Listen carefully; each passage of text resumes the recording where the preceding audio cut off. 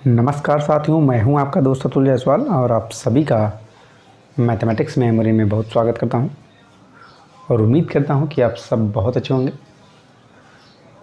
तो दोस्तों, चर्चा चल रही थी इंटरेस्ट के बारे में। मैंने आपको बताया था कि इंटरेस्ट किसी भी धन पर, किसी भी जो प्रिंसिपल है उस पर दो तरह से लगता है, एक सिंपल इंटरेस्ट है और दूसरा कंपाउंड इंटरेस्ट। तो सिंपल इंटरेस्ट की चर्चा तो हमने कंप्लीट कर ली थी, पर जो सवाल थे उन पर भी हमने अपनी चर्चा को पूर्णतः समाप्त कर लिया था।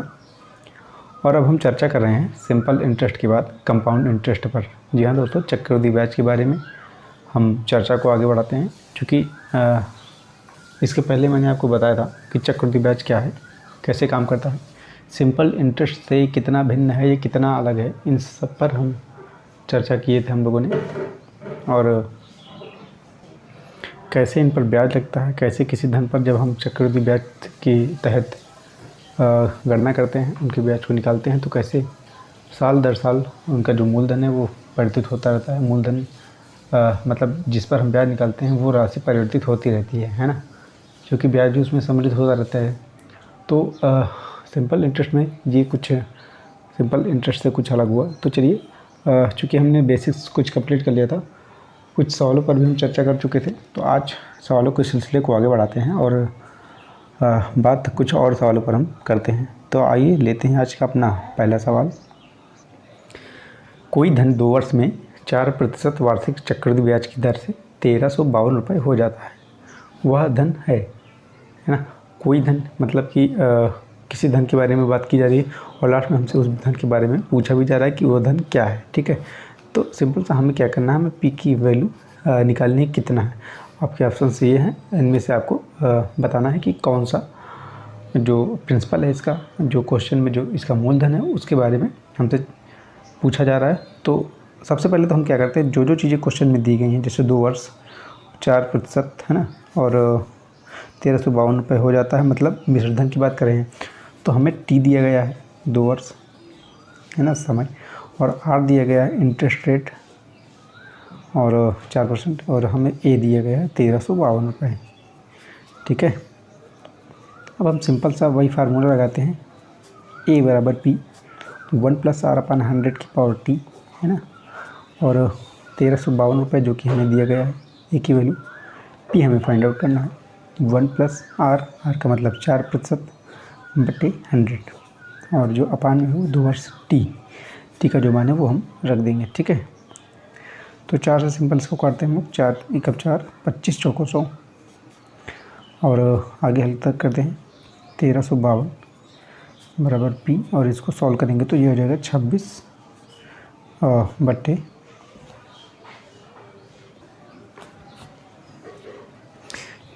बटे 52।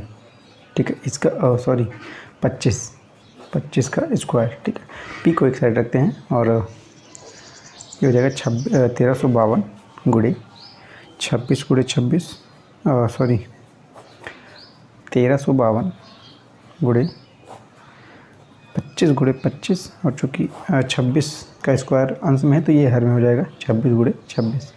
ठीक है, 13 से काटते हैं, 13 दूनी 26, 13 × 13, 13 चौके 52, 13 से गुना काटते हैं हम उसको, 13 चौके 13 8 104। ठीक है, 2 दूनी 4, 4 दूनी 8। तो यहाँ से जो हमारा पी का मान निकलेगा 25 हम 625 और गुणे 2, ये हो जाएगा 1250 रुपये। ठीक है, और यही हमें चाहिए था, मतलब हमने 625 गुणे 2 किया और ये हमें 1250 रुपये प्राप्त हुआ, और यही क्या हुआ, हमारा पी हुआ, और यही हमारा मूलधन हुआ।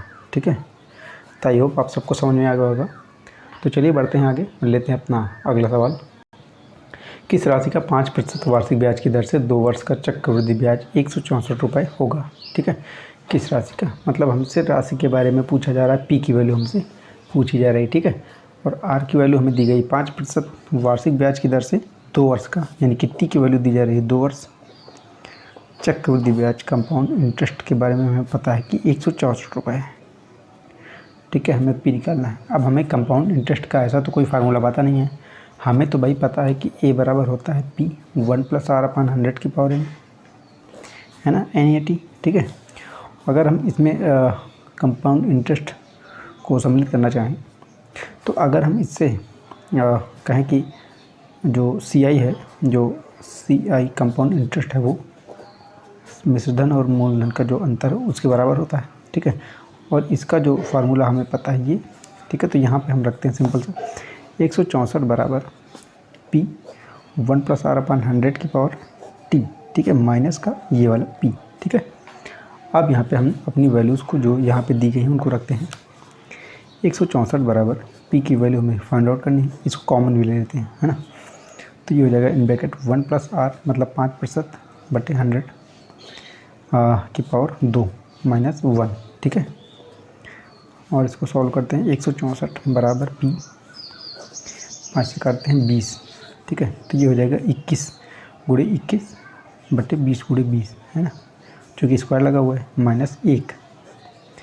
164 बराबर P, ये हो जाएगा 21 एकम 21 और 21 दूनी 42 और 2 44, और ये हो जाएगा 2 दूनी 4, 400 रुपये, ठीक है।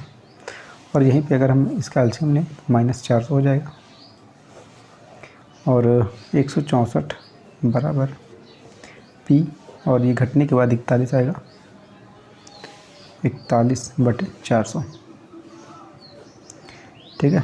काटते हैं 41 को, 41 से 41 चौके 164। तो यहाँ से हम कह सकते हैं कि जो P की जो मान P का जो मान हमारा है वो 4 गुणे 400, ठीक है, यानी कि 1600 रुपये हो जाएगा। तो ऑप्शन नंबर जो हमारा A है वो सही हो जाएगा, ठीक है। तो चलिए बढ़ते हैं आगे और लेते हैं अपना अगला सवाल।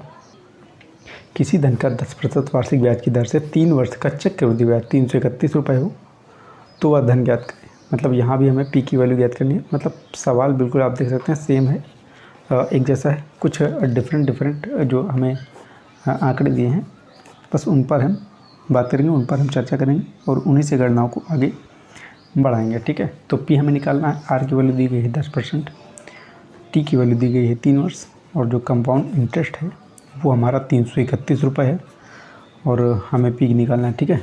तो हमें पता है कि कंपाउंड इंटरेस्ट बराबर होता है A माइनस P, मतलब चक्रवृद्धि मिश्रधन माइनस मूलधन, ठीक है। और CI बराबर A का मान हमें पता है कि P 1+R/100 की पावर T माइनस P, ठीक है। यहाँ इसकी वैल्यू हमें दी गई 331 रुपये, P हमने कॉमन ले लिया, ठीक है, इन ब्रैकेट माइनस यहाँ पे 1 हो जाएगा, ठीक है। अब यहाँ पे वैल्यूज़ रखते हैं 1 प्लस R की वैल्यू है 10 बटे 100, पावर में हो जाएगा 0 से सिंपल था 300 बराबर ये हो जाएगा 11 बटे 10 का क्यूब 1, ठीक है, 33 बराबर P, और ये हो जाएगा 11 का क्यूब होता है 1331 और 10 का क्यूब होता है 1000, ठीक है, माइनस 1। 321 बराबर 1000 एलसीएम, तो 1331 1000, ठीक है, बटे 1000, और इसको आगे हम यहाँ पे सॉल्व करें तो ये हो जाएगा 331 बराबर P, और इस दोनों को आपस में घटाएंगे तो ये हो जाएगा 331 बटे 1000, ठीक है। घटा इसको काटते हैं 331 से 331 को काट देंगे, P बराबर हमारा हो जाएगा 1000 रुपये, ठीक है। और यही हमारा मूलधन हो जाएगा, यही हमारा धन हो जाएगा जिसकी हमें ज़रूरत थी, जिसको हमें ज्ञात करना था। तो ऑप्शन नंबर भी हमारा सही हो जाएगा, ठीक है। तो आइए लेते हैं अपना अगला सवाल। अगला सवाल हमारा है, किसी धन का 10% वार्षिक ब्याज की दर से चक्रवृद्धि मिश्रधन 6655 यानी 6655 रुपये हो जाता है। वह धन ज्ञात करें यदि धन 3 वर्ष तक ब्याज पर रहा हो, है ना। मतलब एक धन है जिसकी हमें गणना करनी है, ठीक है, और वो धन 3 वर्ष तक प्रोसेस में रहा, 3 वर्ष तक ऋण के रूप में दिया गया था, ठीक है। तो टाइम हमारा 3 वर्ष है और जो ब्याज परसेंटेज है वो 10% का है, ठीक है। तो 10% ही हो जाएगा हमारा, और ब्याज की दर से चक्रवृद्धि मिश्रधन यानी कि A की बात की जा रही है कि 6655 रुपये होते हैं, ठीक है। और हमसे धन की बात की जा रही है तो सिंपल सा हम फार्मूला लगाएं, A बराबर P 1+R/100 की पावर T, ठीक है। यहाँ पे हम अपनी अपनी वैल्यूज़ पुट करें इनकी जो वैल्यूज़ है P 1 + R, R का मतलब 10/100, पावर में हो जाएगा T मतलब 3 वर्ष, 0 से 0 काटते हैं 66, ये 55, ठीक है, 66 55 बराबर P, और ये हो जाएगा 11/10⁻3, ठीक है। P को एक साइड रखते हैं, 66 55 × 1000, क्योंकि ये हर में है और क्यूब में है तो 10 की क्यूब हो जाएगी 1000, और ये चला आएगा अंश में, ठीक है। और 11 को हम सिंपल सा 11 × 11 के रूप में लिखते हैं, 0 11 55 55, ठीक है। 11 से एक बार और काटते हैं, 11 55 55 और 11 55 55, फिर से काटते हैं 11 55 55, ठीक है। तो ये हो जाएगा P बराबर 5 × 1000, मतलब P बराबर ये हो जाएगा 5000 रुपये, ठीक है। मूलधन जो हमारा आया P वो 5000 रुपये के बराबर आया, मतलब ऑप्शन नंबर जो ए है वो हमारा सही हो जाएगा। तो ये था आज का हमारा सेशन। सवाल कुछ ऐसे थे कि जिन पर आपको कुछ मेहनत करने की काफ़ी ज़्यादा ज़रूरत नहीं है, क्योंकि वैल्यूज़ जिस हिसाब से दी हैं आपको उनका जो एक क्रम है वो लिख लेना है, और जो चीज़ें आपको ज्ञात नहीं हैं उन पर ध्यान देना है, और सवाल का जो फार्मूला बेसिक है उसको लगाना है, और उसमें जिन जिन वैल्यूज़ को क्वेश्चन में दिया गया है उनको पुटअप करेंगे, और सॉल्व करते करते लास्ट में हम अपने आंसर को प्राप्त कर सकेंगे। तो आगे हम कुछ और डिफ़िकल्ट क्वेश्चंस के बारे में चर्चा करेंगे, कुछ और जो थोड़ा बेसिक से हट करके हैं, थोड़ा सा यूँ कहें कि थोड़ा सा माइंड को चलाने वाले हैं, थोड़ा सा माइंड को और अधिक प्रेशर डालने वाले हैं, उन पर हम चर्चा करेंगे। तो चलिए आज रखते हैं यहीं तक एक नए सेशन के साथ।